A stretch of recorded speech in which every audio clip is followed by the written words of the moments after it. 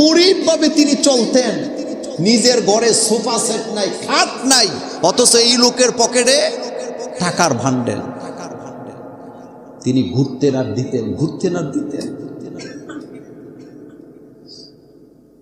আমি একদিন ওনাকে জিজ্ঞেস করেছিলাম ছাত্র জীবনের কথা, যে মল্লিক ভাই আপনি নাকি এই কাজটা করেন, এটা কি সত্য? আপনাকে কে বলছে? আমি বলছি আমি শুনছি। তিনি আমার যে জবাব দিলেন, বললেন যে মোল্লা ভাই খাট পালঙে শুইয়া সুখ নেই, কিন্তু আমি যখন রেল স্টেশনের একটা বাচ্চার হাতে 10টা টাকা ধরাইয়া দিই, আমি তার চোখের দিকে তাকাইলে যে আনন্দ দেখতে পাই, এই আনন্দ পৃথিবীর কোথাও খুঁজে পাই না। আমি তো খাটে শুইলে আমার আনন্দ নাই, কিন্তু 10টা টাকা যখন তার হাতে দেই, যে আনন্দ আমি তার চোখে মুখে পাই, এই তৃপ্তি আমি আর কোথাও পাই না। দোয়া করে আল্লাহ যেন মল্লিক ভাইকে জান্নাতের উচ্চ মাকাম দান করেন।